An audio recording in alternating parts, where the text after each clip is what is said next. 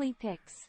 All right, our pick'em contest. Before Matthew and I get into it, give out our picks. We got sent home with some homework in last week's episode to come up with a couple ideas that we'll include in a Twitter poll for you, the listener, to vote on for the loser of this contest to have to do as punishment at the end of the season. Matthew, did you do your homework? Yes. You might not enjoy it, but I'll just run them off. I know we had said last week, or you had brought up the idea of getting a tattoo as a punishment. But I thought the Nachos and Analysis logo was a little too easy because you could probably hide it pretty easily. So my first idea is, I almost texted you about this during the week, but I decided I'd just save it for the podcast. A tattoo of a Clemson national championship prediction, like sometime in the future, 2030 plus.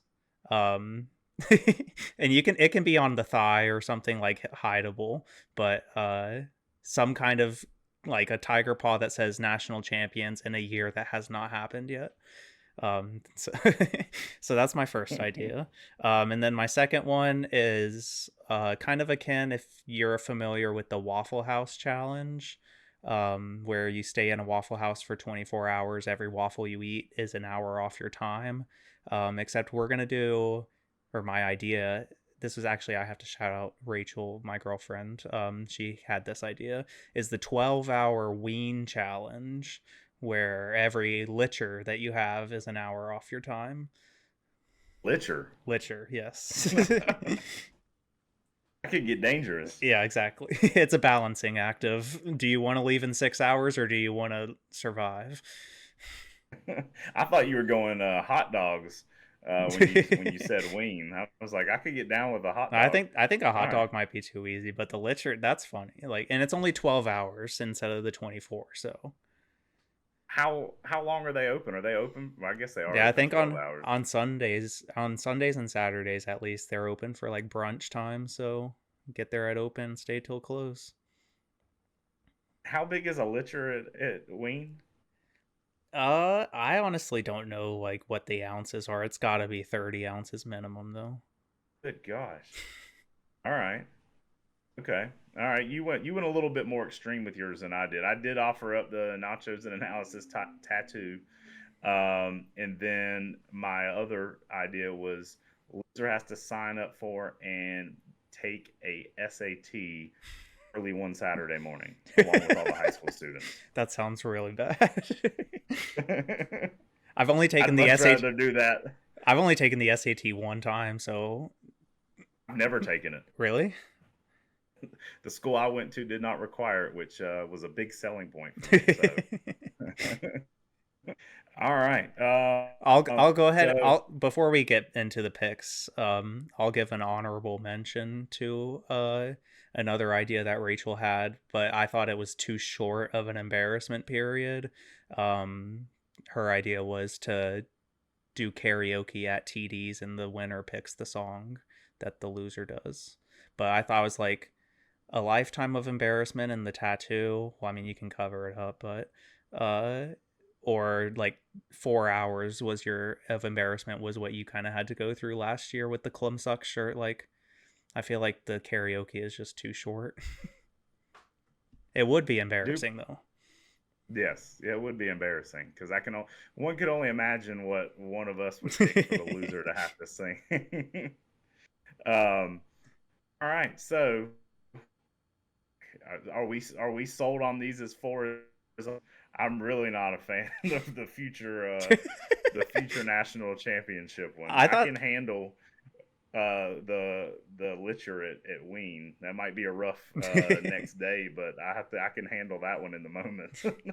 See, I kind of thought the national championship prediction one was like kind of similar to the Nachos and Analysis one, where it's like you would never choose to do this on your own, but since you're being forced to, like, it's kind of funny. At least like I have enough space on my thigh right now to fill it up with a fake national championship.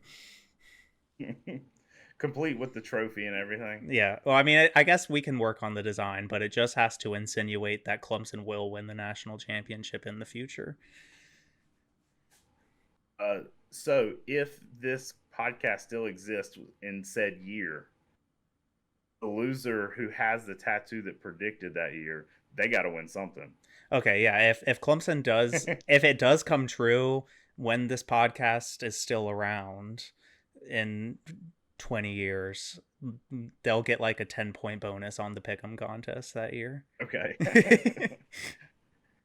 Alrighty. So a couple tattoo options. I feel like everyone's going to skip over the nachos and analysis tattoo option as part of the vote. Um, I don't know. SAT one, that one just never took the SAT, but it does give me like test anxiety, and I that sounds horrible, especially getting up early on Saturday morning, being the only adult in the room taking the test. Well, yeah, that would be awful. But the good thing about test anxiety in the SAT is you're only counted for the questions that you answer, so you could theoretically answer no questions and get a better score than answering all of them. I have to take one of those SAT prep courses beforehand if I end up losing. So, all right. So be on the lookout this week for a poll determining the loser's punishment this year. But let's actually get into some picks. Last week we gave some season win total over and unders and our playoff picks. This week we're going the same format we did. Learned about a quarter of a way through the season, but each week Matthew and I will get 4 picks. We will each, based on the current Vegas lines, give our favorite team that you think will cover the spread. We'll also give out an underdog pick, the underdogs that will cover the spread, and then a over and a under game. So 4 games potentially. I mean, you could double up on a game. I think we did that a couple of times last year. So 1 point per you get correct each week. Then we'll add in our picks, their preseason picks we made last week at the end of the year, um, to see who's the champion. It came down to the wire last year. Unfortunately, I got the short end of the stick there. So some research this week, Matthew. Yeah, I mean, I did a little bit of research. I'm just gonna run them off though. If you're ready to go, Yeah. I'm gonna go favorite as UNC -2.5 versus South Carolina. Um, it's a pretty tight line, but I don't know. I'm just feeling UNC. They had a lot of momentum after last year. They have a really talented young quarterback and I know South Carolina is very talented in the secondary and will probably be able to keep up with North Carolina's receivers. But I'm just gonna think UNC is gonna be more than a field goal winner this weekend. All right. I am going out west. My pick for favorite is Cal -6.5 versus North Texas. Uh, has a solid defense, while last year North Texas had one of the worst defenses statistically. They were 110th in the country. So Cal's offense wasn't spectacular last year, but with a lot of their returning talent and the poor performance North Texas did last year on defense, I think Cal wins and wins by more than a touchdown. Yeah, I mean, I did consider that one. That line was really low for that game, but then I had to think back about how bad Cal has been recently, so it just kept me off of that pick. But underdog this week, I'm going Georgia Tech. They're +8 versus Louisville. Um, I don't know. I'm just always kind of on the Georgia Tech train a little bit, I guess. So I'm just gonna ride with them. Louisville might be decent. We'll see. Decent. I think Louisville's going to be pretty good this year, or decent for Louisville standards. And um, yeah, I keep waiting on Georgia Tech. They're in a recruiting hotbed, and it's Paul No, Johnson. They've been running through coaches, can't seem to find a fit. no, yeah, exactly. That's like I keep feeling like Georgia Tech is like the sleeping giant, pretty much in the ACC, where they have all the tools necessary. They just got to put it Yeah. together. All right, my underdog, which I thought on. Oh, there we go. My underdog, I got USF +11.5 versus Western Kentucky. USF new offensive coordinator Alex Golish was from Tennessee, and I believe that their offense is going to look very different this year. So I think USF covers that spread against Western Kentucky to open the season. Interesting. Moving over to over. I'm taking the MTSU and Alabama game. That's at plus or minus 51.5.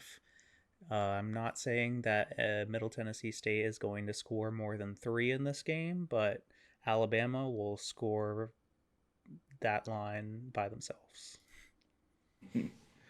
My over pick is New Mexico versus Texas A&M. The over is set at 49, which I found to be kind of low. Texas A&M didn't score a lot of points at times last year, but you have a team that returns 82% of its offensive production this year. Another year together, Northwestern gave up 30 plus points, or not Northwestern, excuse me, New Mexico gave up more than 30 points 7 times last season. So similar to yours, that a lot or a majority of these points are going to come from Texas A&M. All right, and lastly, my under pick, not underdog, my under pick. I'm going Coastal Carolina and UCLA this week. They're plus or minus 65.5, and I know both of those offenses can get up and going, but it's week 1, so I'm not expecting too much here. More defense and more sloppy offense than touchdowns.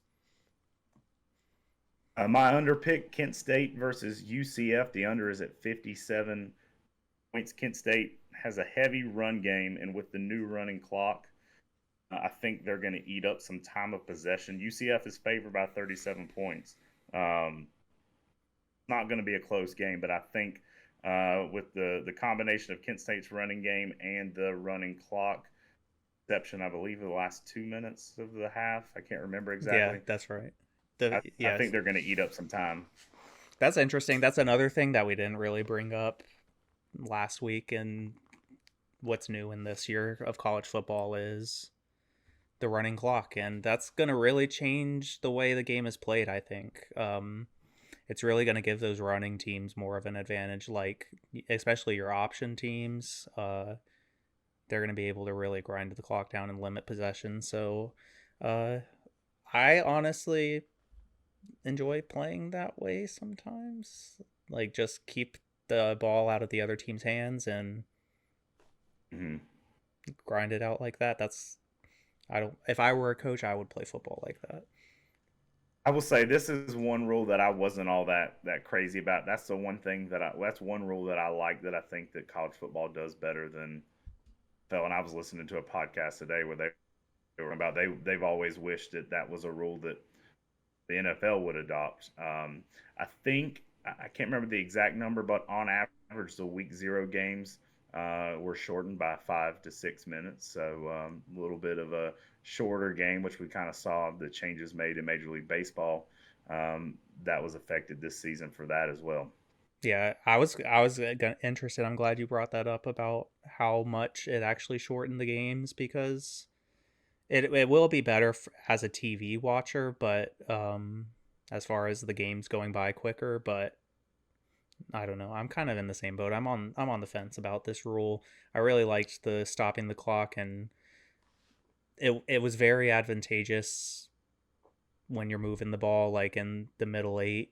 So we'll see how it ends up.